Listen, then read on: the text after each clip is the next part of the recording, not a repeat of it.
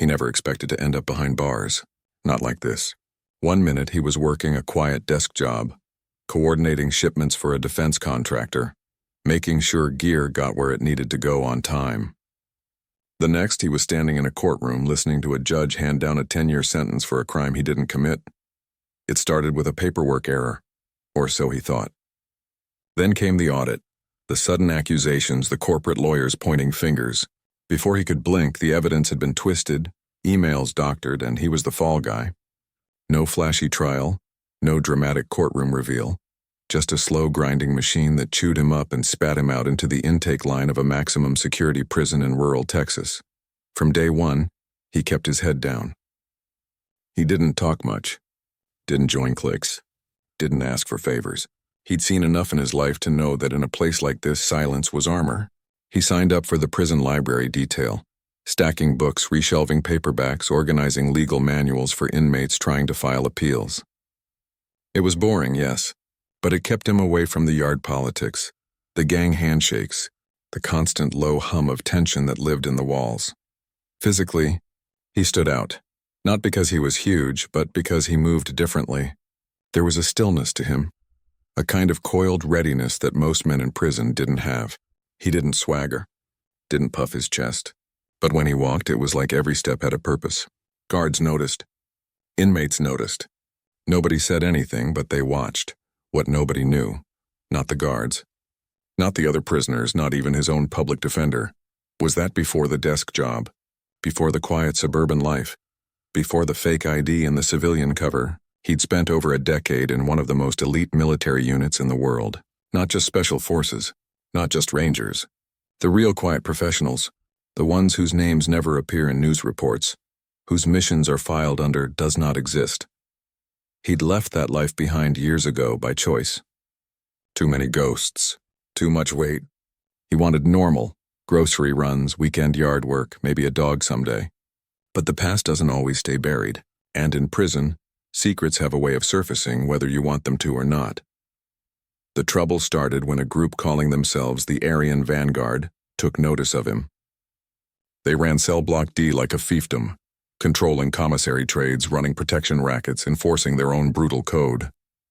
They'd tried to recruit him early on, offering extra food, safer bunk assignments, even phone time. He'd politely declined. That should have been the end of it. But in prison, saying no can be seen as a challenge. One afternoon, while he was sorting donated books in the back of the library, one of their enforcers, a hulking man with prison tattoos snaking up his neck, leaned against the shelves and said, "We got a package needs moving." "You're gonna help," he didn't look up. Just kept sorting. "I don't move packages." The man stepped closer. "This ain't a request." Still calm, he finally met the man's eyes. "Then you'll have to find someone else." The tension crackled, but the enforcer backed off for now. Word spread fast. The quiet black guy in the library wouldn't play ball. To the Vanguard, that made him either stupid or dangerous. And in their world, dangerous men needed to be put in their place. Over the next few weeks, small things started happening. His meals accidentally dumped in the trash. His library cart mysteriously overturned. Threats whispered just loud enough to hear. He ignored it all. He'd faced worse. Much worse. Then came the night they decided to make their move. It was during evening lockdown. Most inmates were already in their cells, but he'd stayed late to finish cataloging a new shipment of law books. As he walked back toward his block, a young trustee, a kid barely 20, approached him with wide eyes.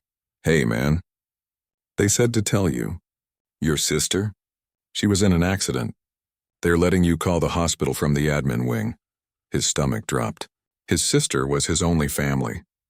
He hadn't spoken to her since sentencing. She'd been devastated, couldn't even visit. Now this, something felt off. The kid wouldn't meet his eyes. His voice shook. But fear does that to people. Maybe it was real. He followed the directions, heart pounding, down a dimly lit corridor rarely used after dark. The admin wing was supposed to be straight ahead. But as he turned the corner, the lights flickered and went out. Before he could react, hands grabbed him from both sides. A cloth sack yanked over his head. Rough voices hissed, "I should have played nice." 6 of them. All Vanguard. All armed with shivs made from toothbrush handles and melted plastic. They shoved him against the cinder block wall, zip ties biting into his wrists. One spat in his ear. You think you're better than us? We'll show you what happens to snitches and cowards. For a moment he just breathed. Let them think they'd won. Let them get comfortable. Because that's when the real training kicked in. Not the kind you learn in a gym, but the kind forged in midnight raids, desert sandstorms, and rooms where one wrong move means death. He didn't roar. Didn't yell. Didn't even flinch. He just moved. In less time than it takes to blink, he twisted his bound wrists, snapping the zip tie with a sharp jerk trained into his muscles years ago. The man to his left never saw the elbow coming. Crushed windpipe down before he hit the floor. The one behind him lunged with a shiv, only to find his own weapon turned against him. Pinned to the wall by a forearm he couldn't budge. Chaos erupted. But to him, it was quiet, focused, every motion efficient, every strike precise, not to kill but to disable. A knee to a kidney, a palm strike to a nose, a sweep that dropped 2 men at once. Within seconds, 4 were groaning on the concrete. The last one, the ringleader, tried to run. He caught him by the collar, spun him around and pressed him flat against the wall, forearm across his throat. Just enough pressure to make him see stars, but not enough to do real damage. Listen carefully, he said, voice low and steady. You don't know who I am. And if you come near me again, you'll regret it more than you can imagine. Then he let go. The man stumbled back, eyes wide with something deeper than fear, confusion. This wasn't how it was supposed to go. Prison fights were messy, loud, desperate. This was like watching a storm move through a room. Silent, total, and over before you realized it had begun. By the time the guards arrived, drawn by the shouts and scuffling, they found him standing calmly in the hallway, hands at his sides, uniform slightly torn, a thin line of blood on his lip. Around him, 6 grown men were curled on the floor, clutching ribs, throats, arms, none seriously hurt, but all thoroughly broken in spirit.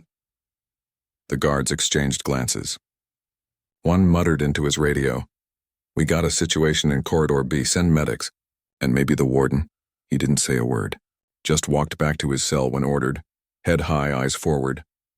But as the cell door clanged shut behind him, he knew one thing for certain. His secret wouldn't stay hidden much longer. And in a place like this, being known as something other than just another inmate could be more dangerous than any ambush. Still, he lay down on his thin mattress, closed his eyes, and slept like a man with nothing left to lose. Because in truth, he didn't. The morning after the ambush, the whole prison seemed to hold its breath. Word traveled faster than breakfast trays. 6 hard men from the Aryan vanguard, taken down by one quiet guy from the library. No weapons, no backup. Just speed, silence, and something that looked a lot like control. At first, people didn't believe it. Must have been a setup, someone muttered in the chow line. Guards jumped in, another guessed. But the guards hadn't.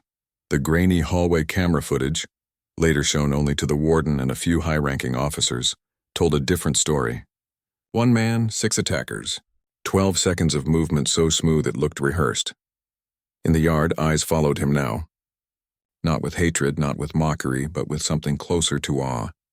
Even rival gangs gave him space. The Latin kings nodded as he passed. The Muslim Brotherhood group, usually tight-lipped and separate, offered a quiet salam. He didn't respond much, just kept walking, same as always. But inside, he knew the rules had changed. He wasn't invisible anymore. And in prison, visibility is a double-edged blade. The Aryan vanguard, meanwhile, was humiliated.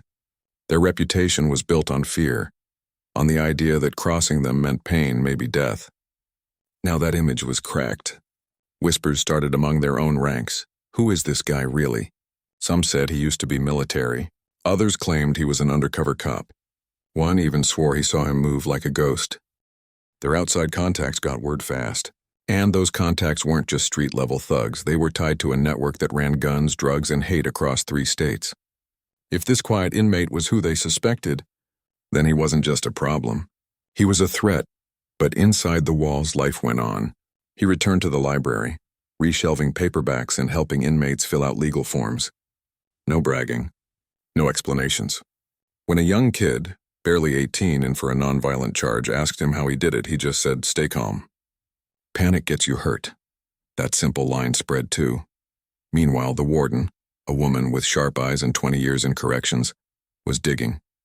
She'd served herself back in the Army Reserves, and she recognized the kind of precision she'd seen on that footage.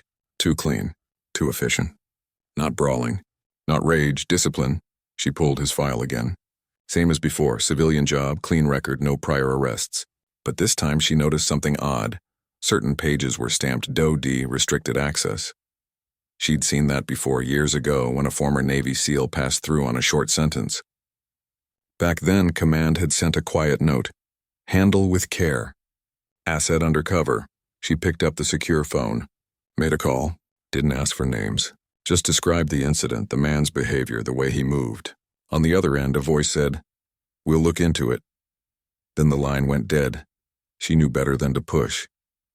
Back in the cell block, tension simmered. The Vanguard couldn't strike again openly, not after what happened. But prison isn't just about fists. It's about patience, about waiting for the right moment. They started watching his routine. When he left for work detail, when he showered, who he spoke to. They knew he had no allies, no crew. That made him predictable. And predictable meant vulnerable. What they didn't know was that he'd been trained to spot surveillance before most people learned to tie their shoes. He noticed the extra glances, the way certain inmates lingered near the library door, the sudden interest in his laundry schedule. He didn't react, didn't change his routine. But at night, lying on his bunk, he ran scenarios in his head. Escape routes, improvised weapons, weak points in the block's layout. Old habits don't die, they just sleep. Then came the letter. It arrived folded inside a donated Bible, slipped into his stack during library sorting. No return address. Just 3 lines in handwriting he hadn't seen in years. They know you're inside. Stay low. Help's coming, but don't trust the system. His throat tightened. That phrase, "don't trust the system," was a code they'd used during Black Ops in Syria. Only 3 people alive knew it. 1 was dead. Another was retired in Montana. The third was still active, which meant someone on the outside was watching. And if they were sending a message, things were about to get worse before they got better. A few days later, during yard time, he overheard 2 Vanguard members talking near the weight benches. One said, "Boss says we wait. They're bringing something in during visitation next week." The other laughed. "Gonna be a show." He didn't flinch, didn't turn, but he filed it away. Visitation day. That's when outside people came in. Families, lawyers, sometimes fake visitors with hidden agendas. If they were planning something, that's when it would happen. That night, he asked the librarian for extra legal pads. Started drafting a letter, not to his sister, but to the prison review board. Requesting a transfer, citing safety concerns. It was a long shot, but it might buy time. The next morning, the warden called him to her office. No guards. Just her, a desk, and a cup of coffee she didn't offer him. "You've got a talent," she said, not looking up from a file. "But talent like that, it draws attention." Bad attention. He stayed silent. She finally met his eyes. "I don't know who you were before you got here. And honestly, I don't need to. But I do know this prison. And I know when a storm's coming." She leaned forward. "If things go sideways, you'll tell me what you need." Not as an inmate. As a man, he nodded once. That was enough. Later that day, while mopping the hallway near admin, he saw it. A new guard. Unfamiliar. Standing too still near the visitation entrance. Watching. Not like a correctional officer. Like someone assessing, he kept mopping. But his mind was already racing, because now he understood. The ambush in the hallway wasn't the end.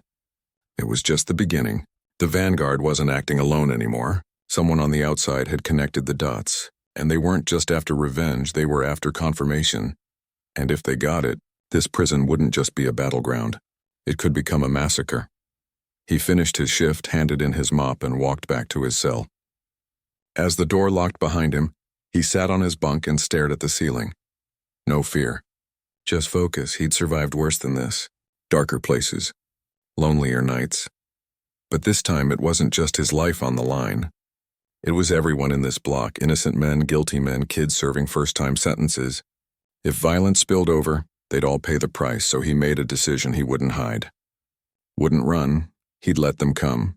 And when they did, he'd make sure it ended fast before anyone else got hurt. Because that's what he'd been trained to do. Not to fight for glory, Not for revenge, but to protect even here, even now. Even when no one knew his name. The days after the ambush felt heavier, like the air itself was waiting for something to break. In prison, silence can be louder than shouting, and right now the whole block was holding its breath. The Aryan vanguard hadn't made a move, but that didn't mean they were done. It just meant they were planning something bigger. He could feel it in the way guards double-checked the yard gates, in the way new faces showed up during shift changes, men who stood too straight, watched too long, spoke too little. Something was shifting behind the scenes, and he knew better than to ignore the signs. Then, one rainy Tuesday, a federal investigator showed up. Not in a suit, but in plain clothes, jeans, boots, a worn leather jacket. He didn't flash a badge or demand attention. He just sat in the visitation room like any other visitor, sipping bad coffee from a paper cup, eyes scanning the room like he was counting exits. When it was his turn, the man didn't say much at first, just slid a photo across the table, grainy, black and white, taken years ago in a dusty village no one had ever heard of. Two men side by side, faces half hidden under scarves, rifles slung over their shoulders. One of them was him. Younger, leaner, eyes sharp with purpose. "You still remember that place?" the investigator asked quietly. He didn't touch the photo, just looked at it, then back at the man. "That place doesn't exist," the investigator nodded. "Good. Means you haven't forgotten how to keep secrets." They spoke in fragments, code words, half sentences, things that sounded like nothing to anyone listening but meant everything to them. The investigator confirmed what he already suspected. The white supremacist group targeting him wasn't just a prison gang. It was the same network he'd helped dismantle over a decade ago, during a classified operation overseas. Back then, they'd been trafficking weapons and people across borders. Now they were rooted deep in the U.S., with cells in prisons, militias, even local law enforcement, and they'd finally connected the dots. "They think you're still active," the investigator said. "They believe you faked your civilian life to go deep undercover. That's why they're so scared and so angry." He almost laughed. If only they knew the truth. He'd left that life behind because he was tired. Tired of blood, tired of lies, tired of watching good people die for reasons that never made it into headlines, but none of that mattered now. What mattered was that these men, both inside and outside the prison, were preparing to strike. And they wouldn't care who got caught in the crossfire. Back in his cell that night, he replayed every detail. The investigator had slipped him a small piece of paper before leaving, just 3 numbers, a date, a time, and a gate number. Visitation day. Exactly 1 week away. That's when they'd come. Not just prison gang members, outsiders, men with real weapons hidden in legal briefcases or baby strollers, men who wouldn't hesitate to take hostages, start a riot, or blow a hole in the wall if it meant getting to him. He couldn't let that happen. The next morning, he asked to speak with the warden again. This time he didn't wait for an invitation. He stood outside her office during yard rotation and simply said, "We need to talk now." She took one look at his face and led him inside, locking the door behind them. For the first time, he told her the truth, not his name, not his unit, but enough. "I was part of a team that shut down a trafficking ring linked to the people now targeting me. My identity was buried for my protection, but they've found me, and they're planning an attack during next week's visitation." She didn't interrupt, didn't question, just listened, arms crossed, jaw tight. When he finished, she walked to her desk and opened a locked drawer. Pulled out a thick file, his file, but this one had fresh stamps, new pages, even satellite photos. "Your people reached out," she said. Shuck sent a liaison. "They've been coordinating with the FBI for days. We've got eyes on every known associate within 200 miles. He exhaled. So help was coming. But he also knew how these things worked. Bureaucracy moves slow. Orders got delayed. And in a place like this, seconds mattered more than strategy. "What's your plan?" he asked.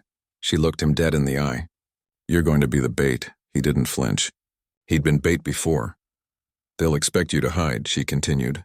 "So we'll let them think they've cornered you. But we'll have tactical teams hidden in the visitation hall. FBI hostage rescue, our own CERT unit, even a JSOC observer on Overwatch. When they make their move, we take them down before they even clear the door." It was risky. If they sensed a trap, they might abort or worse, detonate something early. But it was the only way to stop them without turning the prison into a war zone. Over the next few days, everything changed and nothing did. On the surface, life went on as usual. Chow lines, work details, lockdowns. But beneath it, the prison became a chessboard. New cameras were installed for maintenance. Extra guards rotated through for training. Even the visitation schedule was tweaked. Fewer guests, stricter screening. He played his part perfectly. Let his shoulders slump a little more. Walked slower. Avoided eye contact. To anyone watching, he looked like a man who knew his time was up. The vanguard took the bait. Their whispers grew bolder. He's scared now. He knows what's coming. What they didn't know was that fear wasn't part of his equation anymore. He wasn't fighting for himself. He was fighting for the kid in cell 12 who wrote poetry, for the old man in the infirmary who just wanted to see his grandkids again, for every person in this place who didn't deserve to be caught in someone else's war. The night before visitation, he sat on his bunk and stared at his hands. These hands had pulled triggers, stitched wounds, held dying friends. Now they'd be used to draw out monsters so others could live. He closed his eyes, not in prayer, not in regret, in readiness, because tomorrow, the storm would hit and he'd be standing right in the center of it, calm, quiet, and ready to end it before it even began. Visitation day arrived under a pale gray sky, the kind that presses down on your shoulders like a warning. The prison buzzed with a strange energy, not the usual mix of hope and sadness that came with family visits, but something sharper, tighter. Like everyone could feel the air crackling even if they didn't know why. He woke before the morning bell, already dressed, already alert. No nerves, no racing thoughts, just the quiet hum of focus that had carried him through firefights in places most people couldn't pronounce. He'd done his part.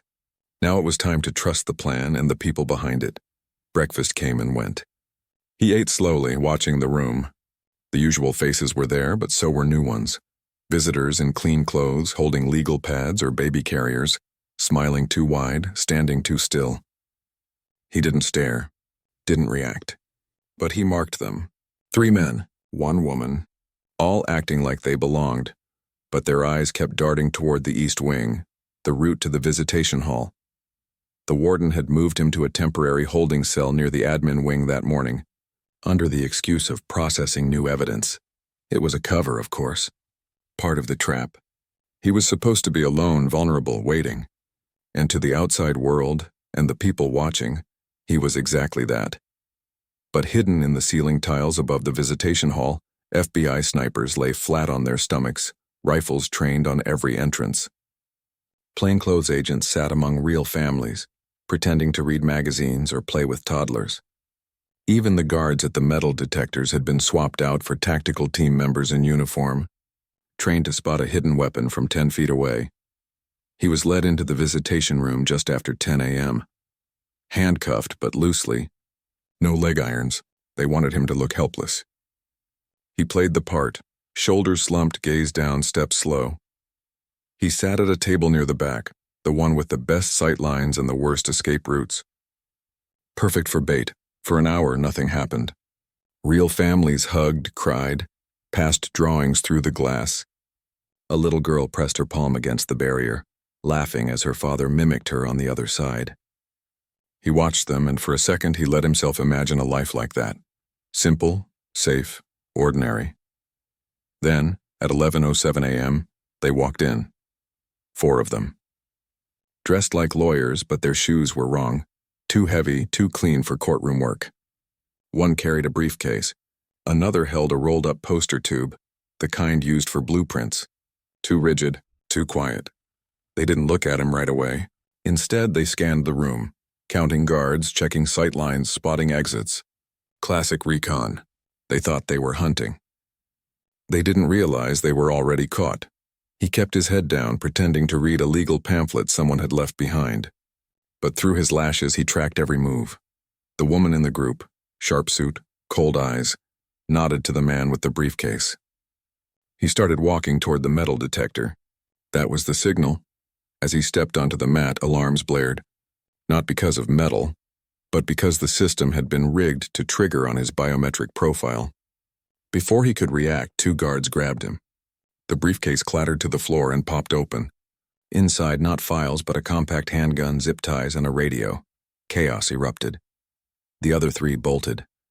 not toward the exits, but toward him. They'd been ready to fight their way in, but they never made it 3 steps. From the ceiling, a voice boomed, "FBI! Hands where we can see them!" Doors slammed open. Tactical teams flooded in, rifles raised. Voices calm but firm. The man with the poster tube dropped it, revealing a sawed-off shotgun tucked inside. He reached for it. A single shot rang out, not from a guard but from the rafters. The man's hand jerked back, bleeding but not broken. A warning shot, precise, controlled.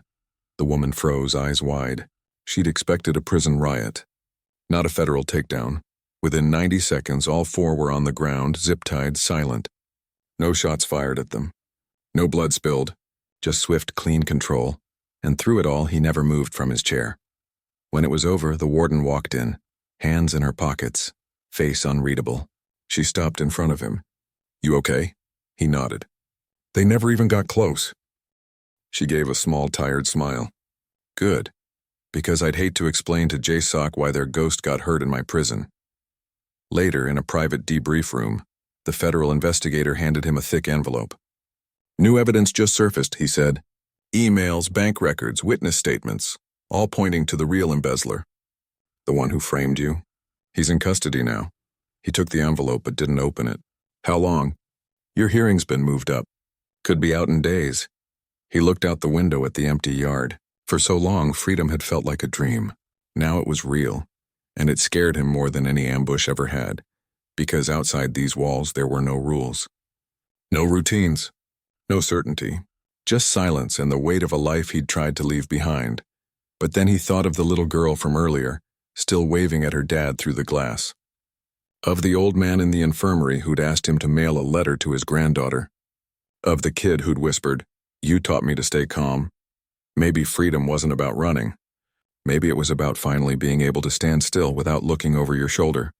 He handed the envelope back. "Don't need it," he said. "Just get me out clean. No headlines. No interviews. Let me disappear again." The investigator studied him. "You sure? After all this, you don't want credit?" He shook his head. Heroes get remembered. Quiet men get to live, and with that, he walked back to his cell, not as a prisoner, not as a soldier, but as a man finally ready to go home. The storm had passed, and for the first time in years, the sky felt clear.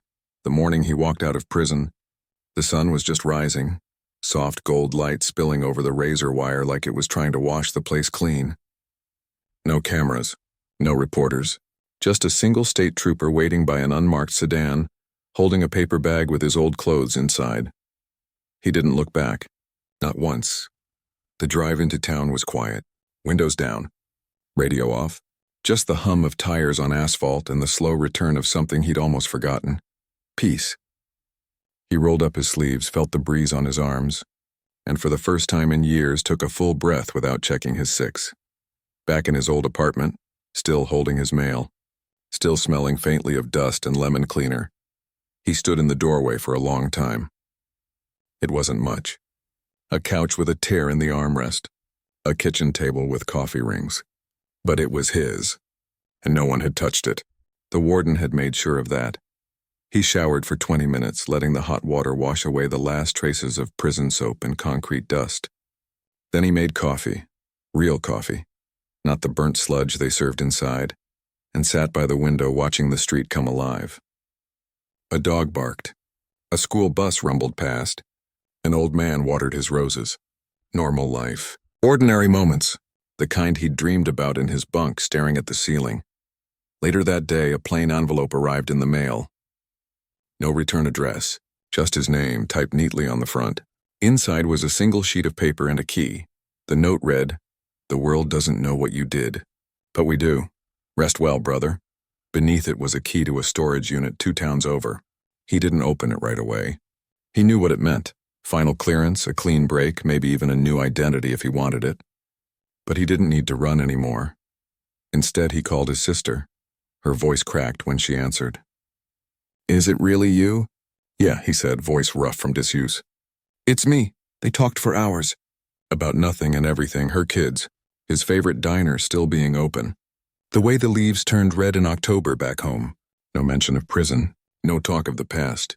Just 2 people stitching their lives back together. one quiet word at a time. Over the next few weeks, he settled into a rhythm. Mowed the lawn, fixed the leaky faucet, took long walks in the park where no one knew his name. He applied for a job at a community center, teaching basic self-defense to at-risk teens. Not because he wanted to fight, but because he knew how powerful it felt to be calm in a storm. One afternoon, while organizing gear in the center's back room, a kid asked him, "You ever been in a real fight?" He paused, then said, "Fights don't solve much, but knowing how to stay steady when everything's falling apart, that helps." The kid nodded like he understood. Maybe he did. Back at the prison, things had changed too. Without their outside support, the Aryan vanguard crumbled. New leadership took over. Men who believed in earning respect, not stealing it. The library got more books. The yard felt safer. And sometimes, when a new inmate looked lost or scared, an older prisoner would say, "Just stay calm. Panic gets you hurt." It became a quiet mantra, a legacy no one knew he'd left behind. Months passed. Winter came, then spring. He started volunteering at a veterans outreach program, not as a soldier, but as someone who'd learned how to carry weight without breaking. He never talked about his service, never wore a uniform, but the others sensed it. The stillness in his hands, the way he listened like every word mattered. One evening, as he helped serve dinner at the shelter, a retired Marine tapped his shoulder. "You one of us?" He didn't answer with words, just gave a small nod. The Marine smiled. "Figured. You move like you've seen the other side," and chose to come back. He didn't correct him, because in a way it was true. He'd walked through fire, been buried in lies, and locked away for something he didn't do. But he'd never lost himself.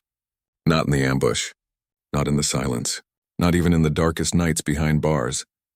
Now he was just a man again. Not a legend, not a weapon, just someone trying to live quietly, kindly, and with purpose. On the 1-year anniversary of his release, he drove out to a quiet lake he'd visited as a boy, sat on the dock with a thermos of coffee, watching the water ripple in the wind. No grand speech, no dramatic ending, just stillness. And in that moment, he finally felt free. Not because the walls were gone, but because the war inside him was over. He'd protected the innocent. He'd faced his past. And he'd chosen peace not because it was easy, but because it was worth it. As the sun dipped below the trees, he stood, brushed off his jeans, and walked back to his car. Somewhere far away, a file was stamped closed. A name was erased from a list. A debt was considered paid. But here in the real world, no one needed to know.